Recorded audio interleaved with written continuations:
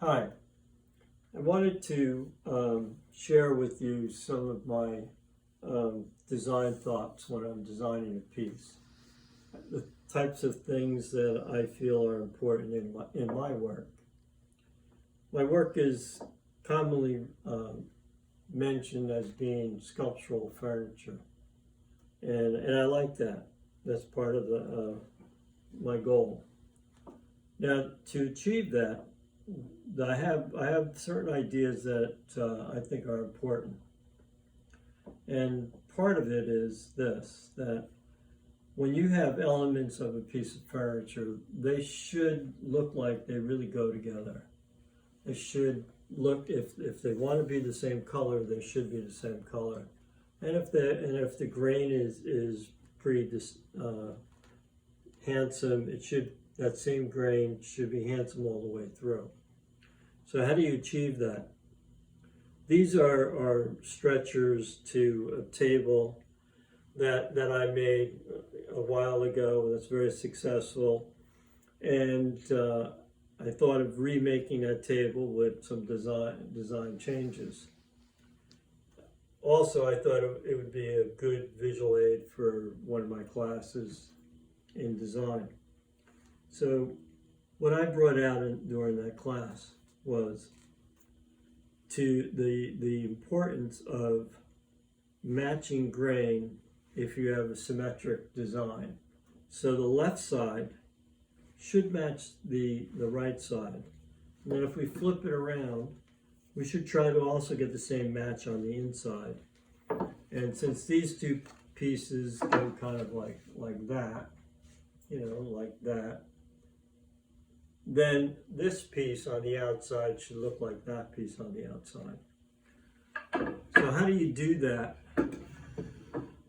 One of the ways that I like to do that works out for me, is if I can either mill my own lumber or buy thicker lumber that I cut in half or in pieces and then book match.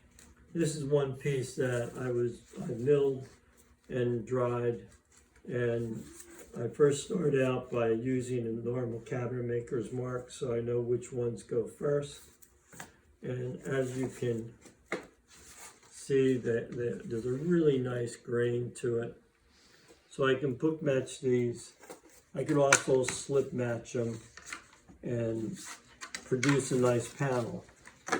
Now, the interesting thing about this, if I glue this onto a substrate, I get a nice door panel, I get a nice furniture panel, the sides of the furniture, and that's pretty easy. They're cut pretty thin, they dry pretty fast, and this works out really well for me. And chances are it didn't cost me anything. It's something that fell down in the woods and I was able to mill it.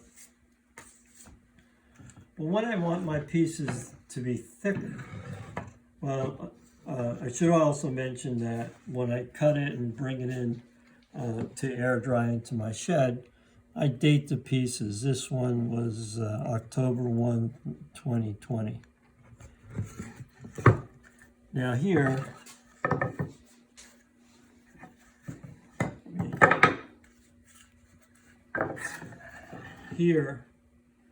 these may be elements that I will literally carve into.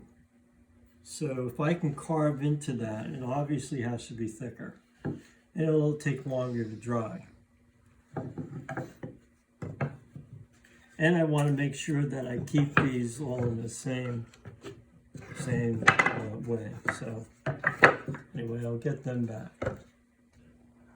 Now, if I have pieces that are nice and thick, and I want to dry and make sure that the left side and right side can be book matched, you can cut down the center on each side and just stop shy of cutting all the way through. Now, that's a technique that people who make violins, and especially violins and cellos and such, can buy fiddleback And the way they buy it and how long it's been drying. It could be drying 5 years all the way up to 30 years. And they date them. And they keep the fiddleback pieces together exactly like this. So I thought that was a good idea years ago. So I've done this for a while.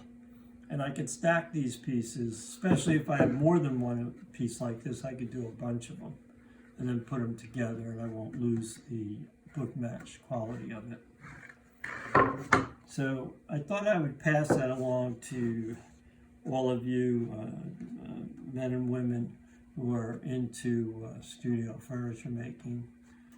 With just a little time and a little forethought, your pieces will look a lot cleaner and designed, and will be a lot more beautiful.